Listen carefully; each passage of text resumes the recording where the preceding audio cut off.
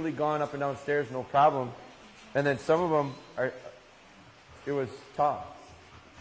So tough that we're just not going to tackle it right now. If that's Z, and we're going to work our way to Z.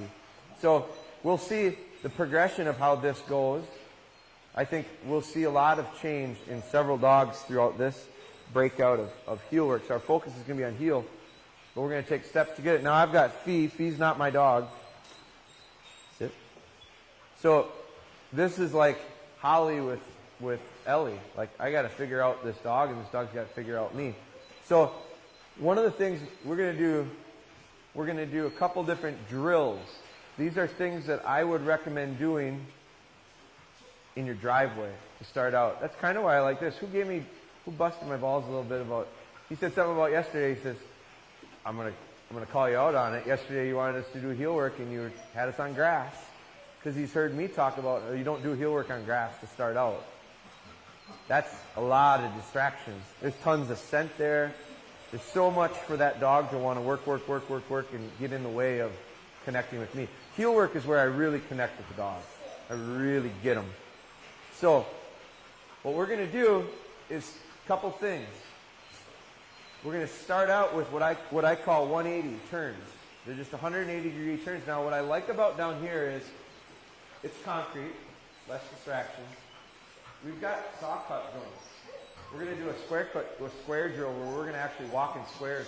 So that's where I said we're going to have to move some stuff at some point. We'll move that table back. We'll move a few things once we space out. But I'm just going to show you to start out with what we're looking for. Now, again, Fee is not my dog, so I had her for 3 or 4 days this week for the DVD, and I used her a little bit.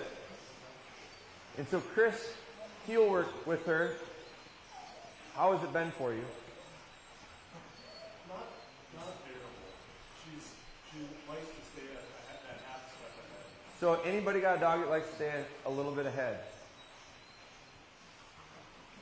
Put your hands up a little bit more. It's the majority. Okay? I see it occasionally where dogs want to stay a half step back or more than that. I've got one that's like that, Taylor. Taylor's really like that. So she wants to stay 4 steps back. So that's the opposite. But typically they want to be ahead. They want to be ahead. They want to be ahead. Well, let me tell you, leaders lead. Leaders go first. That's a sign right then and there. They're telling you that they're the leader. So for that reason alone, I don't allow it. But when we get into heel work, if my dogs get ahead of me, how I fix that oftentimes is I change directions. I turn. So the first thing we're going to do is they're 180-degree turns. So when we do this, we're going to break it up and see, because I didn't plan it. We planned on doing it out there where we had a ton of space and we could get to our groups and we could use nice straight mowing lines and all that stuff. Now we've got lines and we've got concrete, and we're going to make it work. But we're probably iPads. We didn't grab iPads. We need iPads. Can people grab the iPads that are on the tables? Because we're going to put iPads in the group, and people are going to film the other people. This is where we help that girl out by showing her she turned around the dog. So 180s is what we're going to start out with. So Fee, we're always going to start. I touched on it a little bit yesterday. When you got an athlete, when you're in an athletic stance, you can move, right? Like if I'm playing defense against someone, I'm like this. If I'm ready to face, if I'm a wrestler, whatever it is, there's a big difference between this and this. I need to be like this if I'm going to do something. If my dog is going to do something, I need them to be in an athletic or ready stance. Now I also have to measure it, because I don't want them so ready to go that I lose them. So there I have to find balance with that. But laying down is a sign to me that the dog understands they're going to be here a while. I might as well get comfortable. I love that.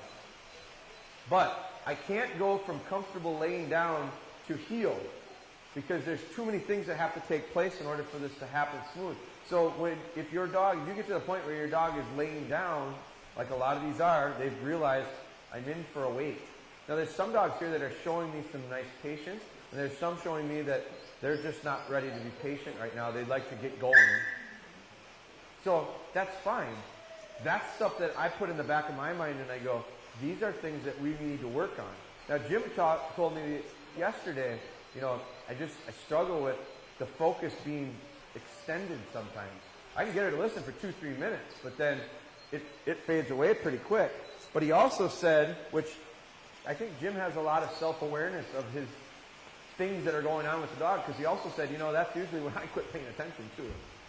So as soon as he's got the dog settled and then he gets comfortable and he decides, you know, other things are going to go on, Lily goes, he's not with me. I think I'll do my own thing too. So sometimes this is going to be just backing up, and some of the training is going to be this.